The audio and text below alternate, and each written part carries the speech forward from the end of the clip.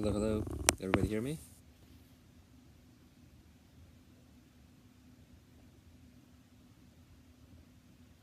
Hey, hey. Can you guys hear me? Everything good? Sound check, mic check. All right. What's up, everybody? It's a lazy Sunday evening. Got a little bit of time to kill. I want to try this thing again. Hello, everyone. We'll give everyone a few minutes to get in, and then we'll talk.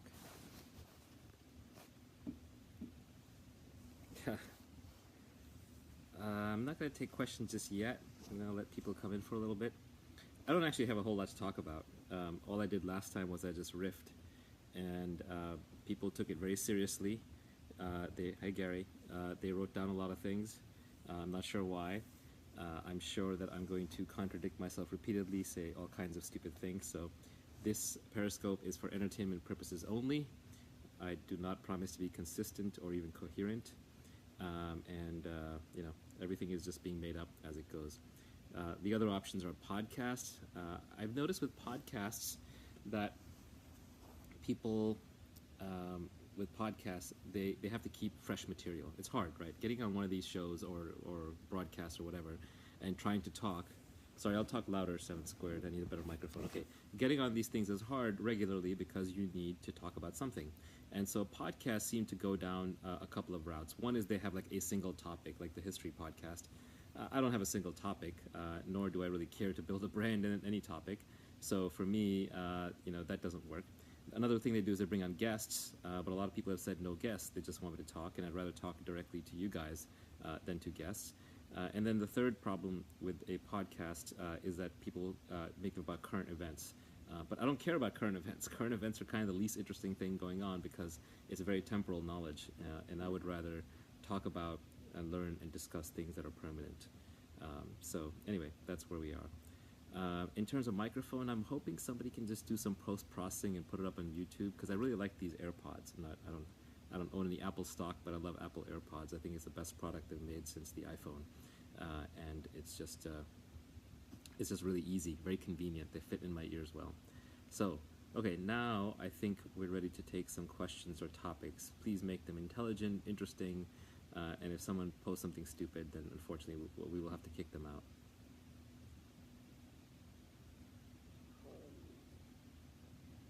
There's a lot of crypto questions. I'm not the crypto expert. I don't know who Blockchain LLC is. I don't really have an opinion on Tether. I hope it's real and not a scam. Somebody asked, why are tokens inseparable from a blockchain? The way I think about it is, by the way, I'm going to talk about two topics. Let me just back up for a second. I think there are two really interesting topics where maybe I have something to offer just because I started out poor and miserable, and I ended up with some money and ended up relatively happy. And they're actually kind of unrelated. Yes, of course they're related, but they're also unrelated. You know, money doesn't solve all your problems, but it solves all your money problems. Haha. So, you know, it certainly gives you the foundation, but I think that the two things that I've learned over life is I've tried to hack my environment to both make myself more money and also to make me more happy. So those are the kind of two topics that I like to stick to. I think there's a third important thing that you could also learn in life, which is how to be healthy, but I am not the healthiest person I know. There are people out there who are better at that topic, so you know, one can learn from them. So let me answer the first question. I'll come back to the rest, which was about why do there have to be tokens in a blockchain, in a public blockchain? Well, a public blockchain, what it's basically doing is assembling resources from anonymous distributed actors all over the world, and it's basically making sure those resources are being provided and people can consume those resources. So it's a governance network for distributed resources. And somebody has to keep track of who's providing the resources, who's doing the work, and who's consuming the resources. And so when you do that, you essentially have a ledger entry of credits and debits, and that automatically creates a currency. So in my mind, public blockchains do involve currencies. I'm sure there are exceptions, but they're probably very pathological. Okay, Preston Byrne, Marmot Wave. Hey, Preston. Preston's going to keep me honest. There's a lawyer online now, so I can't say anything more about tokens. Haha. Do I have any opinion on the ketogenic diet? It seems really difficult to follow. It makes sense that the brain and the body would have a backup mechanism for example, the ice ages when humans evolved, but there weren't a lot of plants available. But at the same time, we've been eating plants for thousands of years, so I don't agree with my good friend Zuko. I don't think plants are bad for you, but something closer to the paleo diet is probably correct. Ketogenic just seems very artificial. It may have specific therapeutic benefits in certain circumstances. It's always worth trying, and it's worth doing ketogenic just to see how the brain and the body process sugar and fat. And I think the interplay between sugar and fat is really interesting. Fat is what makes you satiated, fat in your diet. So when you eat fatty foods, that's what makes you feel like, oh, I'm getting full.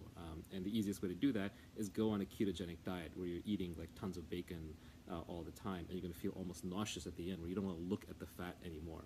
But sugar, by the way, makes you hungry. So sugar basically signals to your body, oh, there's like this incredible food resource in the environment that we're not evolved for. And so you rush out to get sugar. And the problem is that the sugar effect dominates the fat effect. So if you eat a fatty meal and you throw some sugar in, then the sugar is going to deliver the hunger and the fat's going to deliver the calories, and you're just going to binge. So that's why all desserts are actually large combinations of fat and carbs together. And in nature, it's very rare to find carbs and fat together. In nature, I find carbs and fat together in coconuts, in mangoes, maybe bananas, but it's basically tropical fruits. But it's the combination of sugar and fat together that is really deadly, and so you got to watch out for that in your diet. I mean, diet and nutrition is another thing. Like, I'm not an expert, and the problem is diet and nutrition is like politics. Everybody thinks they're an expert. Their identity is wrapped up in it. Because what they've been eating, or what they think they should be eating, is obviously the correct answer. Everybody has a little religion there, so it's a very difficult topic to talk about. But I will just say in general that any sensible diet that works avoids the combination of sugar and fat together. So if you look at the low-calorie diets, they're basically trying to avoid fat because that delivers the calories. Now you're always hungry, but you're not getting many calories on the low-calorie diet. But on a low-fat diet, so that's a low-fat diet. But a low-sugar diet, you're actually getting a fair bit of calories. You're eating calorie-dense foods, but you're eating less of them than you normally would because the sugar isn't spiking your insulin and making you hungry and isn't causing you to store the eaten fat as dietary fat. It's more likely to burn off either just through pure heat, thermogenesis, or muscular exertion. So little thing on diet. Okay, anyway, I'm not really qualified to speak on diet. I don't have the best diet. Okay, wow, there's a lot of questions going by. Any fictional book recommendations? It's hard to say. I stopped reading fiction a while back. I stopped reading fiction about 5 years ago. Part of it was just the awareness that, once you've read a lot, you kind of get bored very easily and you're jumping around a lot. And I like facts. I like actionable stuff. And I find fictional narratives are trying to make a point, and they have data and information in there, but it's just very slow for me. So I like to go faster. And so the fiction that I did end up reading most recently, which even that I don't read much anymore, is sci-fi, because sci-fi is very imaginative. It has lots of, what could happen in science in that. The last fiction book, there's a lot of fiction books that I did read, obviously, back in the day. I still recommend Snow Crash. If anybody here is into sci-fi at all and has not read Snow Crash, it is an incredible cyberpunk novel written probably 20 years ago now. Still incredibly forward-looking. In some ways, it predicted cryptocurrencies, it predicted virtual reality, it predicted parts of the internet. Amazing book, had a huge influence on me. Now, it may not speak to you anymore. It's 20 years later. You're probably younger than me. So the right book at the right time will speak to you in a way that the right book at the wrong time just won't. In fact, the same book picked up 20 years later can have a huge impact. That's how Krishnamurti was for me. I read him in my 20s, didn't make sense. I read him in my late 30s, changed my life. Sometimes you're just not ready for the book, or the book is a conversation between the reader and the author, and just one party isn't ready.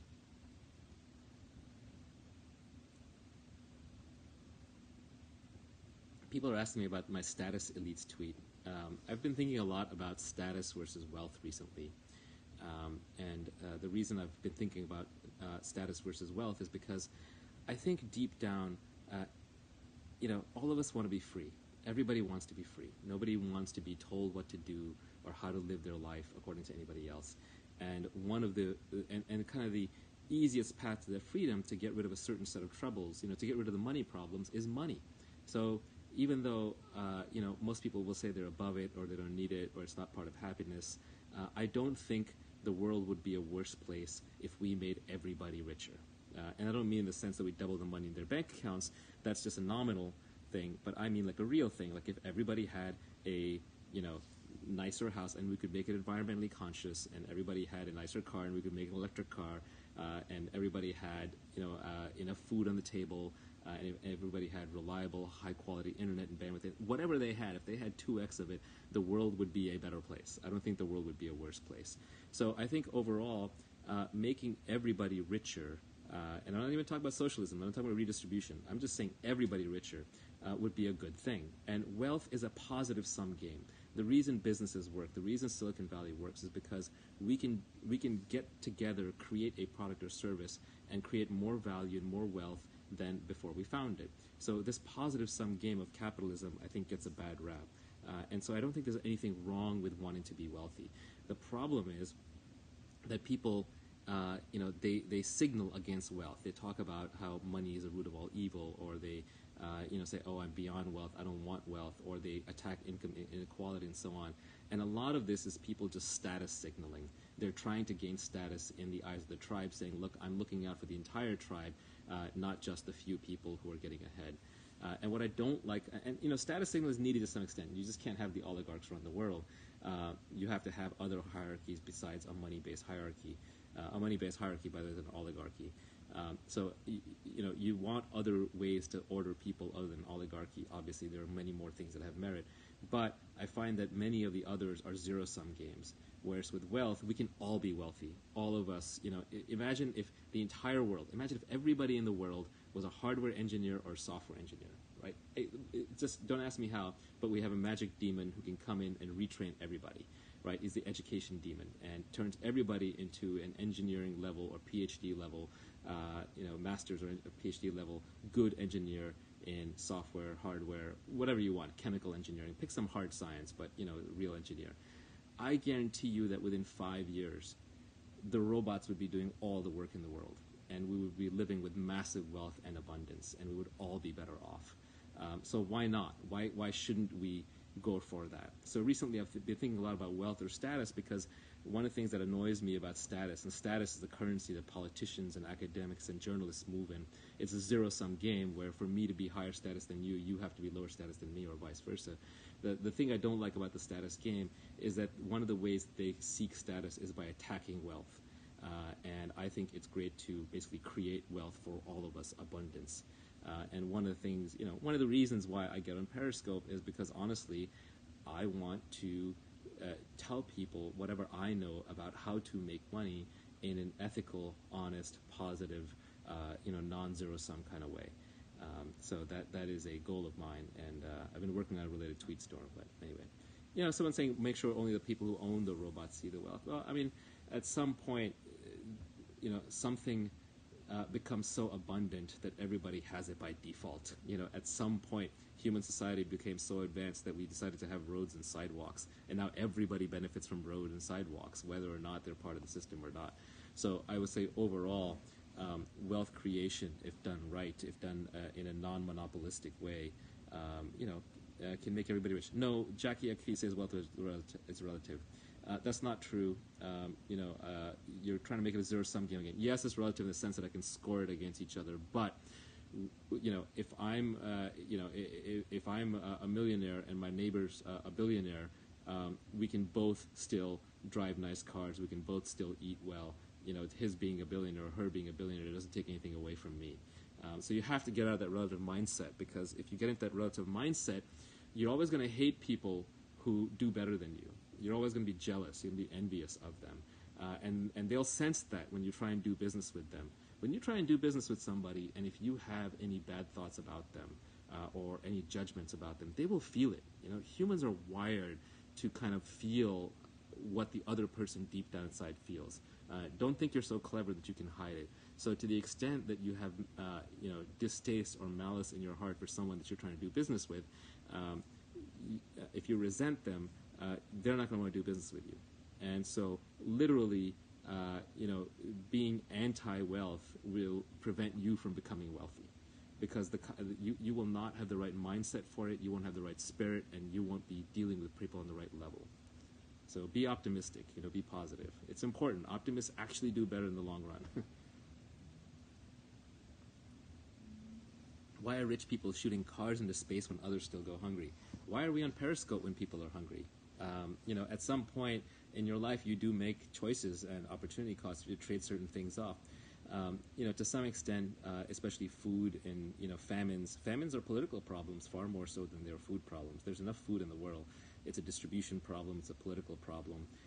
And, you know, Elon Musk is trying to, you know, build rocketry and space engines. I mean, on the one hand, his customers are all military or, you know, governments. But on the other hand, he's inspiring a new generation to create technology that over time could get us more energy, you know, help us make sure we never run out of phosphates or commodities. That frankly will literally change the world, like literally by changing the world that we are on. So I don't begrudge Elon launching any cars into space. People should kind of do and help out in the way that they're best at. And it's different for everybody. And Elon is very unique and very driven. He's kind of the only guy that I watch out there that makes me think I'm not doing anything interesting with my life, that makes me sort of question, like, am I on the right path? Usually I'm very happy with the way I'm going and the way things are and what I'm doing, but when I see Elon, I do question it.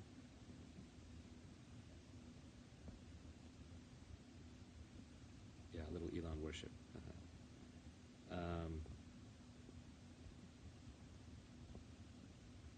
Look, we can already feed all the people out there. To the person who keeps asking about why we can't feed all the people, we can actually feed everybody. No one's starving because of lack of food. It's because of distribution. It's because of politics. It's because of war. It's because warlords use food as a weapon. It is incredibly rare for someone to starve. And in the United States, you know, it's nonsense. I grew up incredibly poor. I mean, we basically could not starve. The U.S. Social safety net does not let you fall to that level. It has many flaws, but that is not one of them.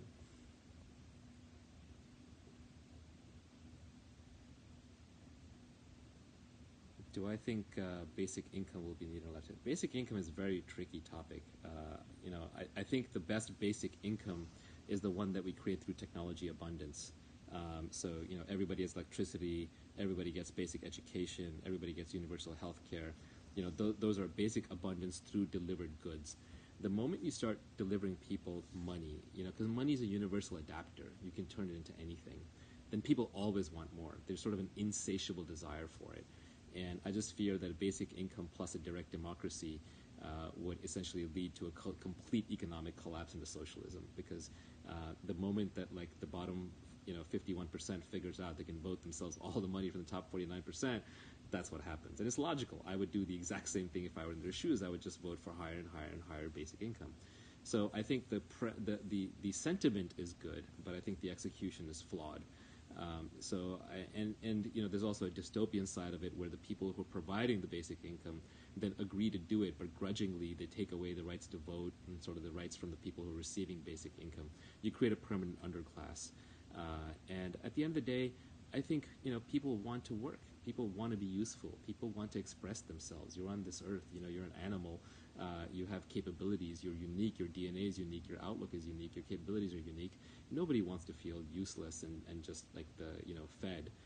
People want to do things. People want to make a difference. So rather than basic income, I would rather plow all of that effort into education and opportunities for people. And creating technology-enabled abundance through robots and machines and factories and automation that we can provide all the basics of life for free or near free. And to do that, we got to get humans out of it, right? If you look at the parts of the parts that are exploding in cost in the economy versus the ones that aren't, it's just how much humans are still involved versus automation. So automation is a good thing. Turn the setup around, your face is too dark. I'm trying to line this better.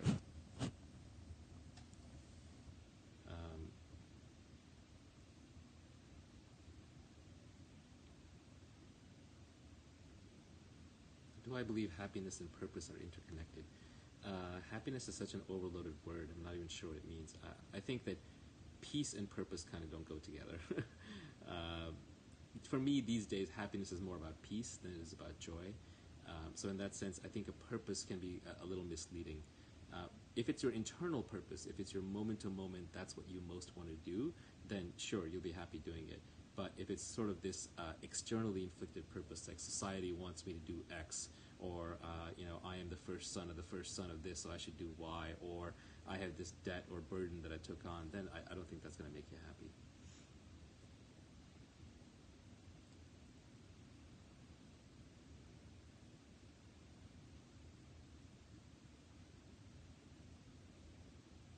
Should I quit my job and move to Silicon Valley? That was a no-brainer a couple of years ago.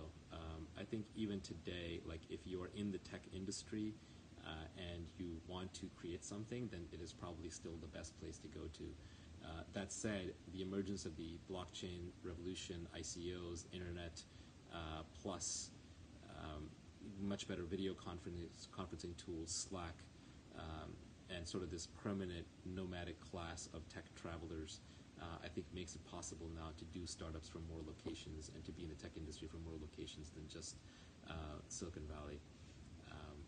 But I'm still waiting to see the full flattening. That might take decades or more. Do I follow a schedule to maximize time like Ben Franklin? No, I am incredibly unscheduled. I do not like schedules. I want to stay as free as possible. My only schedule is my daily morning workout. And even that I'm not perfect on, but other than that I try to be as unscheduled as possible because I want to be free.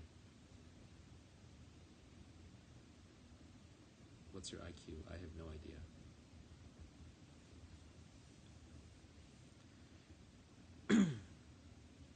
Why am I doing this? I was bored.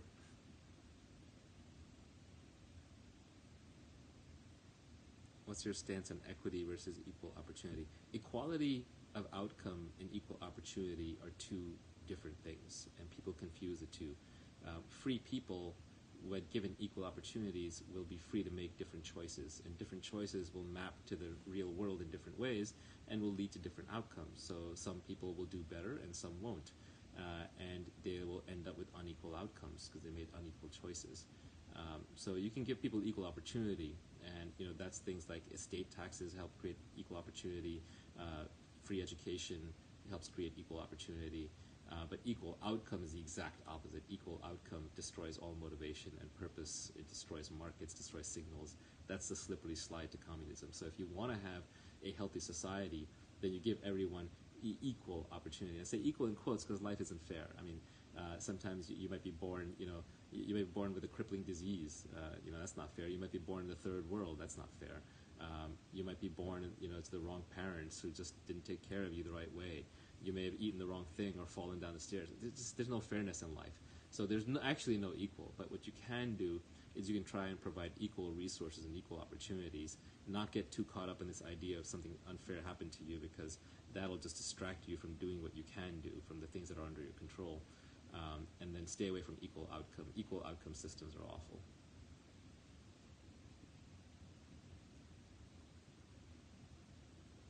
Why am I not active on Instagram? Because I want to talk to smart people and I want to learn things, and Instagram is far more about image and appearance. It's a social network for people who are, I think, very image-driven. I'm very word-driven. How would I fix student loan debt? Well, I think the total endowment of all the universities in the United States is somewhere over $1 trillion. It might be like 1.2, 1.4. And I think the entire student loan debt is around $1.2 trillion. So the universities can actually solve the student loan debt problem. They can forgive it. I think the problem is we're overeducated in weird ways and we're miseducated. So we've adopted, we have this legacy idea, the only way to be properly educated is university. A university is much more about filtering smart people out of the noise and then credentialing them, stamping them, so an employer can say, oh yeah, this person went to a good university, they're probably pretty smart. They kind of get acceptance into being an elite class. The aristocracy of the United States are the people who went to good schools versus people who didn't. They just have very different outcomes in life from that moment on. And then you just have to pay a lot of money for that credential stamp, and if you're a poor kid, maybe you're lucky you get a scholarship and you end up in debt. So I think that whole system is pretty broken. We have to separate credentialing long-term from education. filtering, credentialing, education are different things. So anyone should be able to take a test that proves that they're good enough and get a stamp. It doesn't matter whether they went to Harvard or they went to their local school or they didn't go to school. So you need that kind of a system to emerge, and that'll start breaking the university problem. Also, the federal government is underwriting student loans regardless of the earning power of that graduate down the road. So even though I started out as an English and history major and I love those topics, I don't think the government should have been subsidizing my degree in English and history, because I probably would not have been able to pay my student loans back. In fact, they should have been encouraging me a little bit to at least pick up something vocational for my own sake and also for the sake of the taxpayers, to sort of balance that bill out. So I could see some combination of a tax on university endowments combined with a student loan forgiveness program, combined with, hey, we're not going to fund you anymore for things that are never going to be able to be repaid.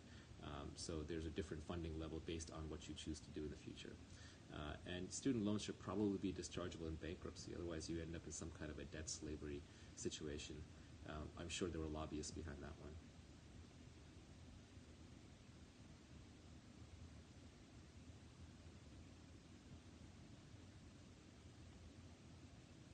Time management. Yeah. I think one of the a great goal in life would be to not have to be in a given place at a given time. That is a recent vector that I'm trying to work towards. Obviously, it's not fully realistic. You have meetings and stuff, but at a even more basic level, you have a job, right? Most of us have jobs. We got to go in a certain time of the day and can't come back to a certain time, and somebody else is telling us what to do all day long. And I think it's really worth, whenever you can in life, if you have the choice, optimizing for independence rather than optimizing for pay. Because if you have independence and you're just accountable, let's say, on your output as opposed to your input, that's the dream, being accountable for your output rather than your input. We're used to, humans evolved in societies where there was no leverage. So if I was chopping wood or carrying water for you, you knew that roughly 8 hours put in would be equal to about 8 hours of work that came out. But now we've invented leverage through capital, through co-working, through technology, through productivity, through all these means. So we live in an age of leverage. And as a worker, you want to be as leveraged as possible so that your work has a huge impact and it won't take as much of your time or physical effort. Like, you'd rather work with a bulldozer than work with your hands, the same way you'd rather work with a computer than you would with a pencil. So those are just forms of leverage. So you want to use as much leverage as possible. And a leverage worker can outproduce a non-leverage worker by a factor of 1,000 or 10,000. And with a leverage worker, the choice of how they make the decision is far more important.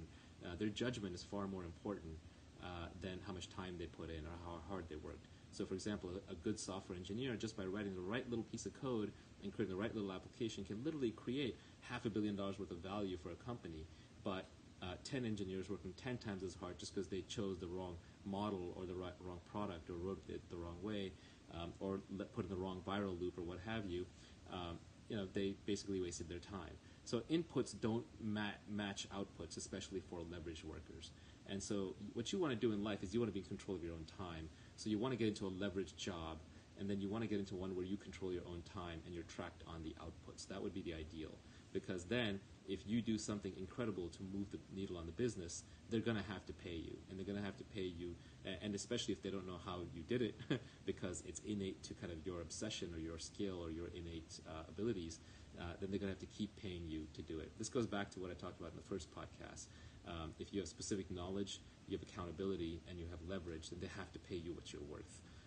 And if they pay you what you're worth, then you can get your time back. And if you get your time back, then you can be hyper efficient.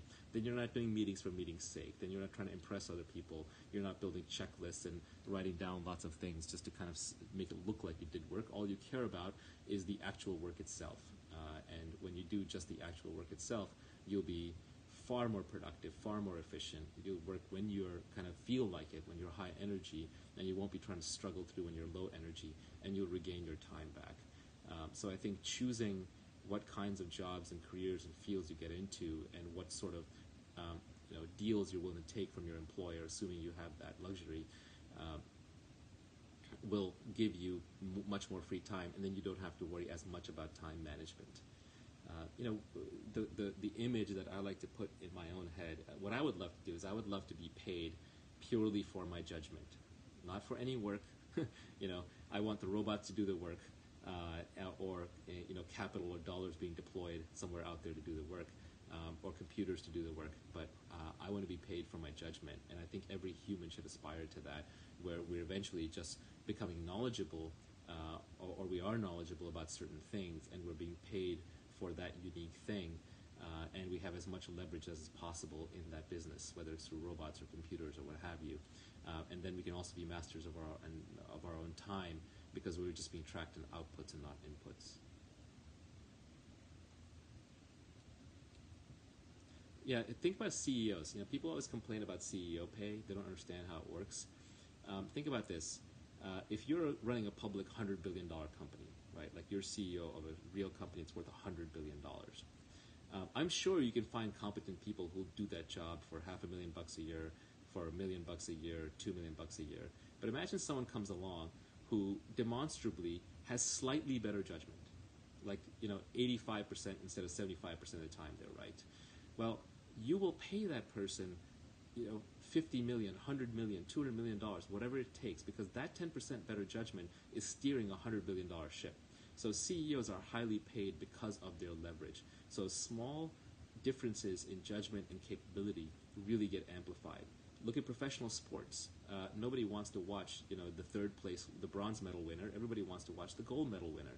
So the gold medal winner will get paid multiples because their leverage, their reach is to millions of individuals, whereas the bronze medal winner has a reach to hundreds or thousands of individuals.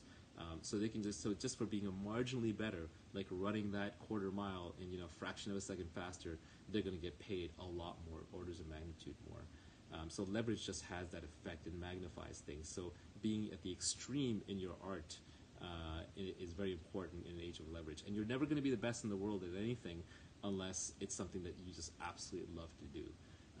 No one can compete with you on being you. No one can compete with me on being me. So when I think about what my profession, what my job, what my work is, it's just being me.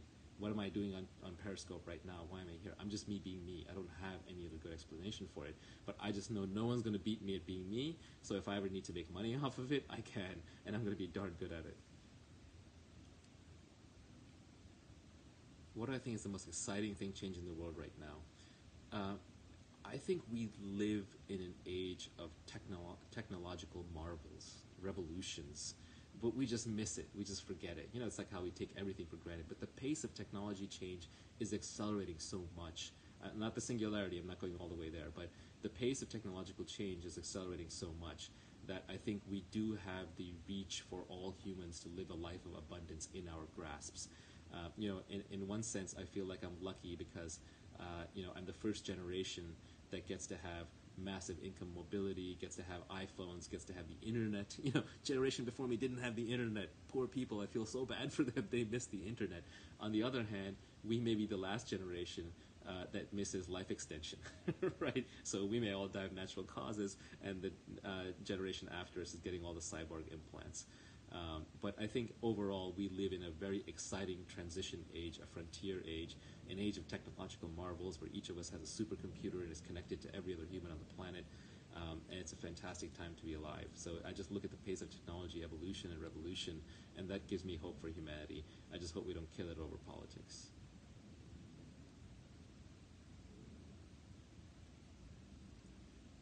Do I fear death? I don't think anybody can have a I don't think anybody has a real relationship with death, right? It's just like this big unknown. I think most of us just ignore it most of the time. If you didn't ignore it, you probably wouldn't function as a normal social individual. You'd probably be in a very different state of mind. But yeah, I don't fear it, but I don't think I know it. I kind of feel like every moment is a death. You can't go back to the past. No one's ever gone back even a second. I don't even remember what I said 2 minutes ago. At best, it's some fictional little memory tape in my head. So as far as I'm concerned, my past is dead. It's gone. So all death really is, it means no more future moments. So this goes back to the thing where if you really think about it, literally all that exists is this moment. That's all there is. There is no future. That's a fiction in your head that nobody can predict the future.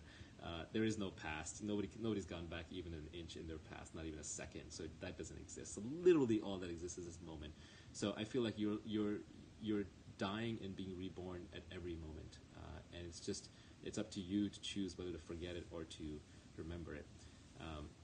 There's this guy that I follow on Twitter that I've worked with in the past and still do. He's a pretty interesting guy, but he goes under Kapil Gupta. Siddha Performance is the handle, and he basically likes to say that if you knew the moment of your death, if every human knew when they were born the exact moment that they were going to die, if there was a clock on the wall that was ticking away, your life would be completely different. It would be completely different.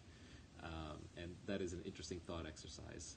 But of course, we don't believe it. I installed this app on my iPhone for a while that reminded me 5 times a day that I'm going to die with all kinds of clever quotes, and I became desensitized to it like that. I just forgot about it immediately. So unfortunately, it's human nature to forget that we're going to die, and to sort of treat it as something that happens to other people but not to us. But I feel like the fundamental mysteries of life are somewhere locked up in death.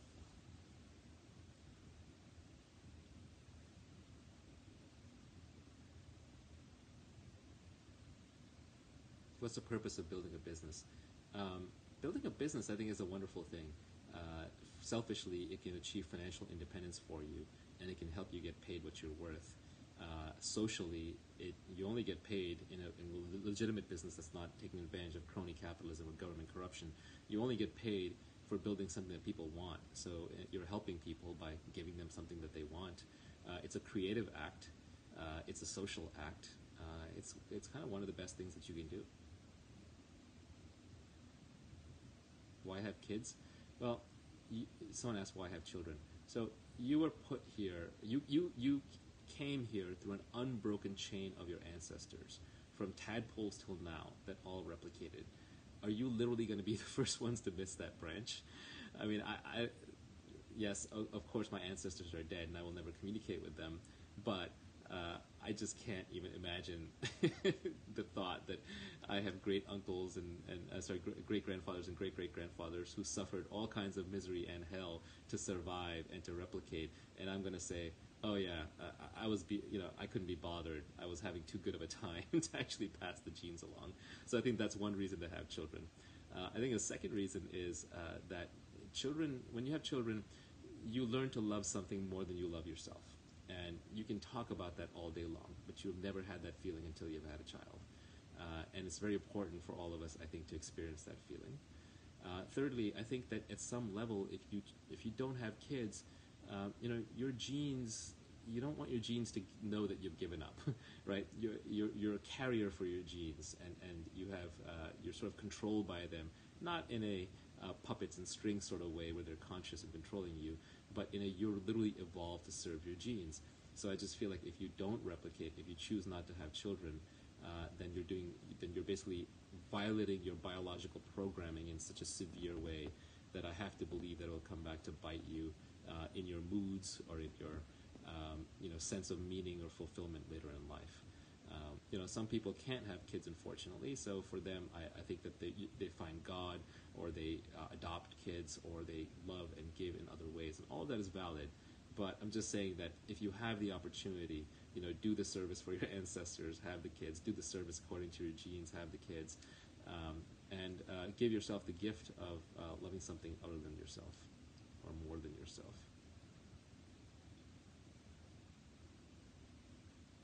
What is a belief that I have that very few people would agree with me on?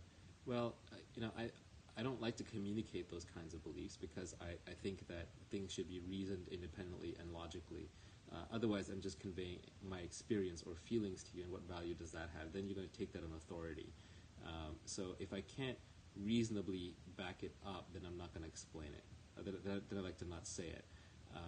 So I like to think that anything that I've reasoned through, that people would agree with me on. How do I promote my personal brand without involving ego? Well, no, your ego is going to be involved. My ego is involved. Ego is what makes us do things. So, at least at some level, yes, you can still do things without ego, but for my ego, I've put up with and done things for the group, for the tribe that I probably would not do if I was completely egoless. If I was egoless, I would just write an anonymous book or publish anonymous podcasts. Like every time I hear about someone made a charitable donation anonymously, I'm really impressed by that because I feel like that's a person who's risen past their ego.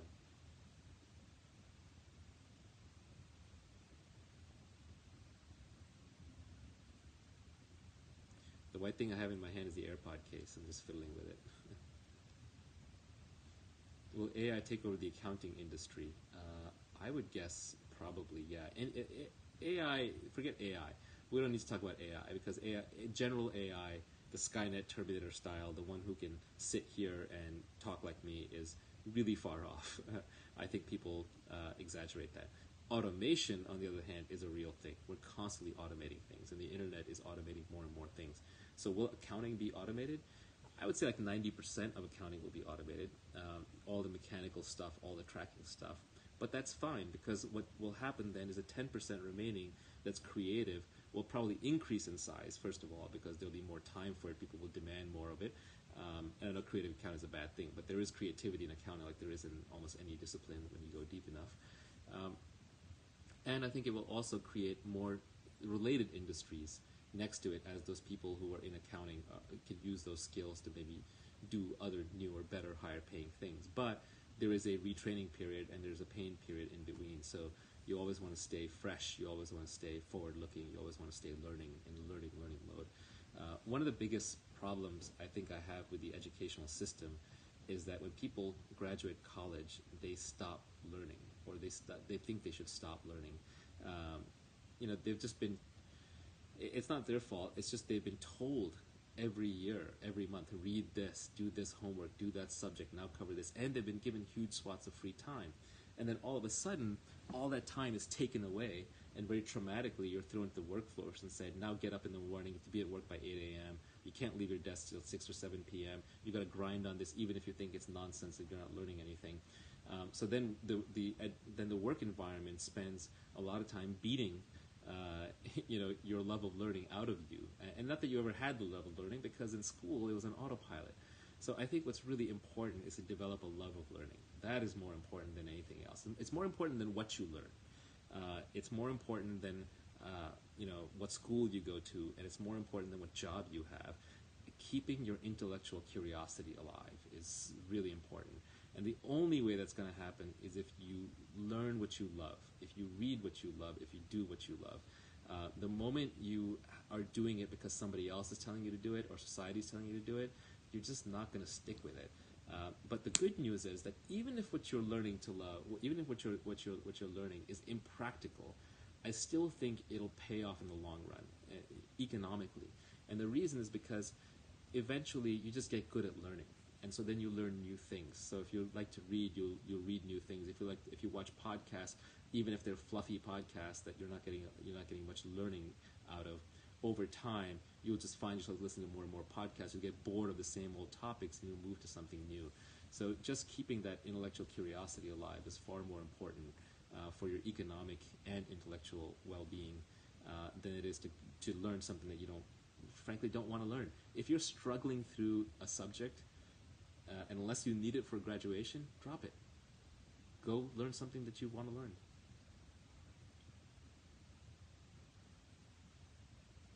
Do I mute politics on Twitter? I don't. I'm not above that yet. I find politics highly entertaining, right? But I try to watch it a little more detached. I try not to get emotionally involved. But it's hard. Like just very recently, right before getting on this Periscope, I put out a tweet about Wired wrote an article that's starting to make the case against the First Amendment and wants to basically says we should start having a discussion around censorship. And I just think that's bullshit. The one thing that is not up for debate is the right to debate. The one subject that I get really passionate about is free speech, because there's a reason why it's the First Amendment to the Bill of Rights and not number 9. All the other rights derive from and are protected by the freedom of speech. If you don't have freedom of speech, you don't have anything. And these people who want to say, well, let's just have the dialogue about censorship. That is a slippery slope to hell. That is the kind of thing that would make me then fall back on the Second Amendment and get a gun and go into the hills, because I think it's that strong of a thing that you can literally have a slide from free society into an autocratic society without free speech. Free speech is fundamental.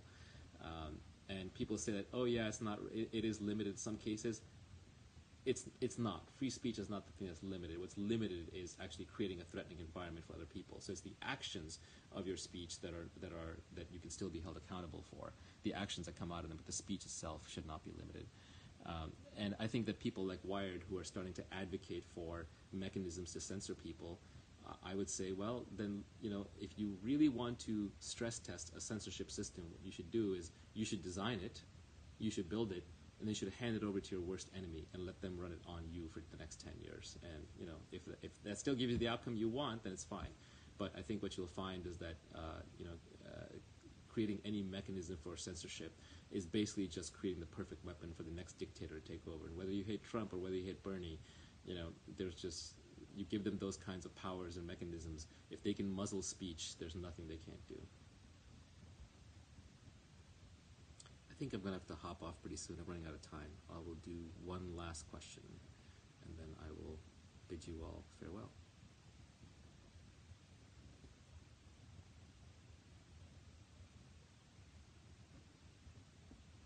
You always seem happy. What are you thinking about? Haha. Okay, I'll end on this. I'm not always happy, like anybody, but I know that when I'm anxious, usually my failure mode, and it's different for different people, but perhaps some of you are similar. My dominant issue, sometimes there's a clear and present danger, right?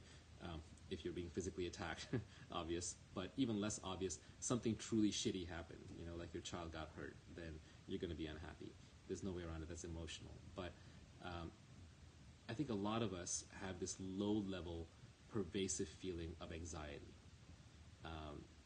If you pay attention to your mind, sometimes you're just running around doing your thing, and you're not feeling great, and you're just going to notice that your mind is just chattering and chattering about something, and maybe you can't sit still, maybe you feel like you have to get up and move to the next thing. There's this nexting thing, right, where you're sitting in one spot and you're thinking about where you should be next, and when you go in, so you're sitting down, you're thinking, oh, I should go get a cup of tea. You go get your cup of tea, and then you're like, oh, I got to go answer that email.